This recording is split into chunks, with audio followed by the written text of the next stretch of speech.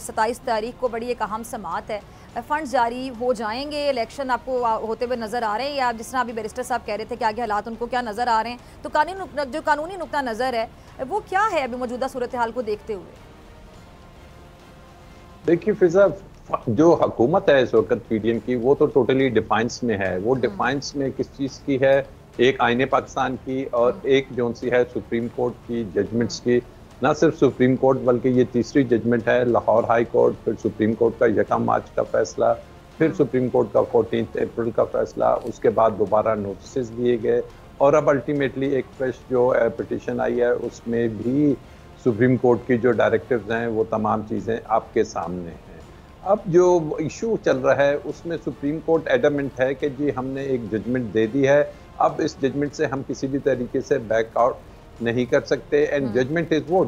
Is कि जी constitution ये कहता है कि डिसोल्यूशन ऑफ असेंबलीज हो चुकी हैं, 90 डेज में इलेक्शंस होने थे, election commission of Pakistan confusion था या जो भी उसने काम किया वो इलेक्शंस नहीं हो सके, अब आप जाके इसको 14 मई को इलेक्शंस कराइए। अब जो हमने देखा कि जिस अंदाज में असेंबली में ये तमाम कार्रवाई हो रही है, पहले तो एक लॉ लेके आ गए ऐसा कि जी जिसका वाहिद मकसद हमें यही नज़र आ रहा है कि ये जो एक्शंस हो रहे हैं या ये जो फैसले हुए हैं सुप्रीम कोर्ट के, इनको अंडू किया जाए या मियां नवाज शरीफ साहब को वापस लाया जाए या जो नैब का फैसला मुतवक्का है उसको अंडू किया जाए। और उसके साथ साथ करारदादें पास की जा रही हैं असेंबली के फ्लोर से कि जी ये सुप्रीम कोर्ट के फैसले के ऊपर अमल दरामद ना किए जाए, विच इज़ टोटली के जिसको आप कह सकते हैं कि disobedience to the constitution and the judgments. अब ऐसी सूरत हाल में पैसे का तो अगर जाना था, पैसे का एलोकेशन तो स्टेट बैंक ने कर दी, लेकिन मेरे इल्म में तो नहीं है कि जी कि वो लैंड कर चुके हैं इलेक्शन कमीशन ऑफ पाकिस्तान के अकाउंट में। इट मीन्स के हुकूमत अभी भी इलेक्शंस की तरफ जाने के लिए तैयार नहीं। और ये जो नई फ्रेश पिटीशन थी इसमें जिसमें कह दिया गया था कि अगर तमाम जो पॉलिटिकल पार्टीज हैं वो इकट्ठी हो जाती हैं और वो ये सोचती हैं कि जी एक डेट पे कराना है इलेक्शन, तो उसके लिए क्या था, उसके लिए उन्होंने बड़ी अच्छी एक सजेशन दे दी। वो सजेशन ये थी कि जो जमात इस्लामी के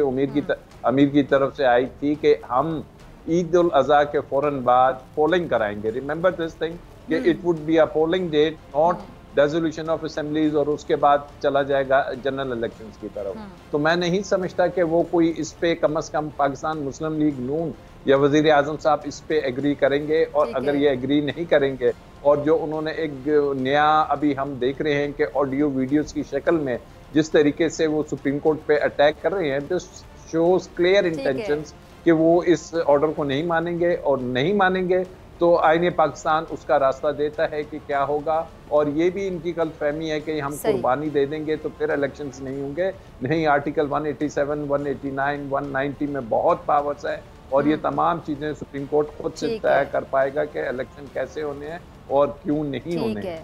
राजा आमिर अब्बास साहब, आप इस तरह के बयानात को कैसे देखते हैं? देखिए, दिस इज़ वेरी अनफॉर्चुनेट कि ये बयानात, अगर ये पॉलिटिक्स अब इस तरीके से होगी कि जब राना सनाउल्लाह साहब की पहली एक स्टेटमेंट आती है कि जी अब यहाँ हम रहेंगे या इमरान खान साहब रहेगा, हम इससे वो जिस तरीके से का उनका कहने का मकसद था कि लाशें दो हैं कबर एक है, अगर इस किस्म की बात की जाएगी और उस किस्म के बाद इस किस्म के थ्रेट्स दिए जाएंगे, दिस शोज़ के वो जो पॉलिटिकल एटमॉस्फेयर को वो टोटली मज़ीद कैओटिक ले जाना चाहते हैं और वो उस फ्रस्ट्रेशन का शिकार हैं कि उन्हें जो चीज़ एज ए लॉ मिनिस्टर भी वो रहे हैं, कानून के दायरे में रहते हुए अगर वो अपने केसेस को सुप्रीम कोर्ट में या लाहौर हाई कोर्ट में कंडक्ट करें, लेकिन अगर वो ये स्टेटमेंट्स देते हैं तो इस स्टेटमेंट्स की जो गूंज है वो गूंज आपको सुप्रीम कोर्ट में भी नज़र आएगी, वो इसकी एको आपको इंटरनेशनल फोरम्स पे भी नज़र आएगी, यूनाइटेड नेशंस के ह्यूमन राइट्स के चैप्टर्स में भी नज़र आएगी, जहाँ पे इस चीज़ का नोट किया गया है कि पाकिस्तान में ये जो पॉलिटिकल विक्टिमाइजेशन हो रही है, ये जो कस्टोडियल टॉर्चर हो रहा है, ये जो लोगों के साथ इस किस्म की हरकतें हो रही हैं कि उन्हें कस्टडी में ले के एक शहर से दूसरे, दूसरे से तीसरे सूबों में, एक सूबे से दूसरे, तो इस तमाम का जो ओनस है, जो बर्डन है और इस तमाम की जो लाइबिलिटी है वो ultimately Rana Sanaullah being the interior minister उन पे आ रही है और उसका जवाब देने की बजाय वो अगर ऐसी बातें करते हैं कि हम क्या लोगों को नजर नहीं आ रहे कि जो केसेस बनाए जा रहे हैं वो किस किस्म के फेक एंड फैब्रिकेटेड केसेस हैं। मैं खुद आप ही के चैनल के समी इब्राहिम का केस करता रहा, मैं दूसरे मीडिया के पर्सनल्स का जो उन पे अरशद शरीफ शहीद के साथ जो केसेस बनाए गए कि जी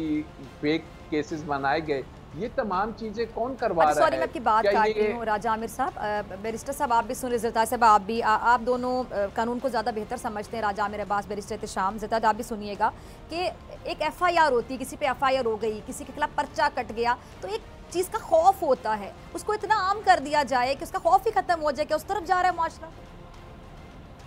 देखिए, ये खौफ तब होता है कि जब पर्चा कोई जेन्युइन हो, लेकिन जब आपको पता हो कि जी 12 या 13 या कोई शख्स, कोई मजिस्ट्रेट कहता है कि मैं टीवी देख रहा था और टीवी देखते हुए मेरी दिल आज़ारी हो गई, फिर हमें वो कंप्लेनेंट भी नहीं मिलता। किसी नाई की दुकान पे कोई शख्स आके देख के कहता है कि जी मैंने फलानी वीडियो, ये पर्चे वो हैं कि जिसको अदालतें उठा के डस्टबिन में फेंक दी हैं। जब आप दहशतगर्दी का दफ़ा ऐसे लगाते हैं कि जैसे कोई ये किसी भी ऑर्डिनरी कोर्ट में शायद एक रेंट का ऐसे नहीं लगेगा दफ़ा, तो उस पर क्या होता है कि FIRs तो अपनी जगह, लेकिन ये जो 140 इमरान खान साहब पे FIRें हो रही हैं, ये जिस अंदाज में उनको ट्रैवल कराया जा रहा है, ये जो अदालतों में लाया जा रहा है, जिस अंदाज में अदालतों में पुलिस आती है, जिस अंदाज में आपने देखा कि वो जुडिशल कॉम्प्लेक्स इस्लामाबाद में जो पुलिस ने कार्रवाई की इमरान खान साहब जब वहाँ पे गए थे, तो ये वही इंटेंशंस हैं जो राना सनाउल्लाह साहब जाहिर कर रहे हैं कि ये जो FIRs काटने के एक दो मकसद हैं। एक तो इतना प्रेशराइज करें कि शायद वो शख्स टूट जाए पार्टी से, नंबर 2 इतना ह्यूमिलेट करें, इतने उसके साथ टॉर्चर और इनह्यूमन काम करें कि जनाब कल को वो किसी को मुंह दिखाने के काबिल ना हो, या फिर ये सब कुछ भी नहीं होता तो आप उनको किसी ऐसा प्रोग्राम बनाएं कि जनाब उसमें आप कोई ऐसा एक्सीडेंट क्रिएट करें। दिस ऑल शोज कि जी इनका जो वो टारगेटिंग है, जो इमरान खान साहब ने FIR कटाई है, वो FIR बिल्कुल उसमें यही वो बातें हैं। शायद राना सनाउल्लाह साहब भी उसमें एक एक्यूज्ड हैं, उसमें he is one of the accused जो इमरान खान साहब उनका नाम लेते हैं। तो उसके अलावा आप उनका अगर आप देखते हैं तो फैसलाबाद में अगर आप हिस्ट्री देखते हैं तो उनके अपने जो हैं ओपोनेंट्स वो उनकी काफ़ी डिटेल्स बताते हैं। तो ऐसी सिचुएशन में हम अब जिस तरफ बढ़ रहे हैं, हम क्या इस तरफ बढ़ रहे हैं कि अब हमने कत्ल गारत करनी है या हमने आईने पाकिस्तान की सुपरमेसी को देखना है? तो सुपरमेसी को देखते हुए बड़ी अच्छी बात की जा रही है। आज आपने अपने शुरू में कहा कि जी अब जो इस्टेब्लिशमेंट है उसका किसी सियासी जमात से ताल्लुक नहीं। यही चीज़ हमें नज़र आई कि जब बाजवा साहब ने बात की थी कि जी आज से ए पॉलिटिकल हो गए, लेकिन अनफॉर्चुनेटली उसके बाद हमें क्या नज़र आया? हमें ये नज़र आया, बाजवा साहब की इंटरव्यूज़ देखिए, इमरान खान साहब क्या कह रहे हैं, वो कहाँ पे ए पॉलिटिकल हुए, वो क्या हुआ। उसके बाद जो ये PDM की हुकूमत आई, PDM की हुकूमत ने आते ही क्या कहा कि जनाब हमें तो लाया गया है। ये जो बाप पार्टी के खालिद मकसी साहब थे कि जी हमें तो बताया गया था कि आपने हमें इकट्ठा किया गया था कि इमरान खान साहब को हटाना है। अगर आपको ये वीडियो पसंद आई तो सब्सक्राइब करें और बेल आइकन पर क्लिक करें। हवाए नफ्स की है हुक्मरानी, लुटेरा कर रहा है पासबानी। बोल न्यूज के मार्केटिंग हेड आकाश राम ताहाल लापता, तफ्तीशी इदारे जवाब देने से कासिर, अहले खाना परेशान, बेटे की जुदाई में माँ गम से निढाल। जो बच्चो हिंदू हुआ पर आए थे जो को पाकिस्तानी, मुझे मेहरबानी करे पंहिंजो आकाश वापस कयो। हुकूमत से बेकसूर और मुहिब्बे वतन बेटे की बाजियाबी के लिए फरियाद। आकाश राम के अगवा के खिलाफ अहले खाना की जानिब से सुप्रीम कोर्ट में दरख्वास्त दायर। सुप्रीम कोर्ट के चीफ जस्टिस उमर अता बंदिया से आकाश राम के अहले खाना की जल्द समाअत की इस्तदा। मुश्किल की इस घड़ी में आलमी मीडिया ने भी उठाई आवाज। CNN, आज तक, इंडिया टुडे, टाइम्स नाउ समेत आलमी मीडिया ने आकाश राम के अगवा के खिलाफ दिया बोल का साथ। उफ क्या जुल्म है, बोल इंसाफ का मुंतजिर। सब्सक्राइब करें और बेल दबाएं ताकि कोई खबर रह न जाए।